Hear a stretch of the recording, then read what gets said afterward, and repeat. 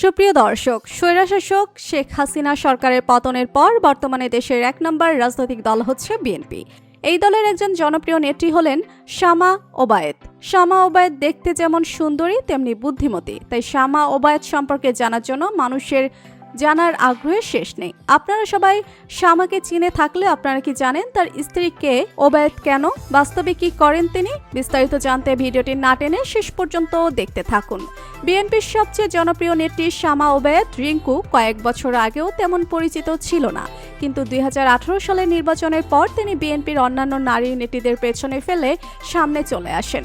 বিশেষ করে তার সৌন্দর্যের জন্য অনেকের কাছে পরিচিত হন এই জনপ্রিয় রাজনীতিবিদ। তবে শুধুই সৌন্দর্য নয়, শামা ওবায়েদের চলাফেরা, স্টাইলিস্ট পোশাকও নজর কেড়েছে দেশ এবং দেশের বাহিরের সবার। তিনি সবসময় একাধিক বডিগার্ড নিয়ে চলাফেরা করেন এবং তিনি এত দামি গাড়ি ব্যবহার করেন যা অন্য কোনো নেতাকর্মীদের নেই। তাই অনেকের মনে প্রশ্ন, এত দামি গাড়ি তিনি কোথায় পান? আসলে শামা ওবায়েদ পারিবারিকভাবেই ধনী ফ্যামিলির সন্তান।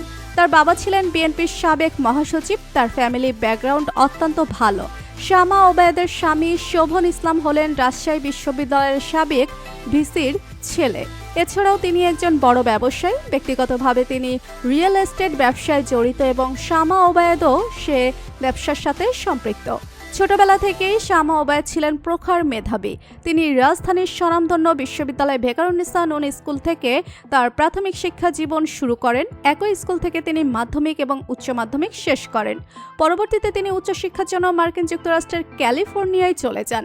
সেখানকার স্টেট ইউনিভার্সিটি থেকে তিনি কম্পিউটার সায়েন্সে অনার্স এবং মাস্টার্স সম্পন্ন করেন। এরপর তিনি যুক্তরাষ্ট্রের নামকরা একটি বেসরকারি কোম্পানিতে ৬ বছর চাকরি করেন। তার ফ্যামিলির প্রভাব এবং তার চমৎকার শিক্ষা জীবন রাজনীতিতে তার সফলতায় গুরুত্বপূর্ণ ভূমিকা রেখেছে।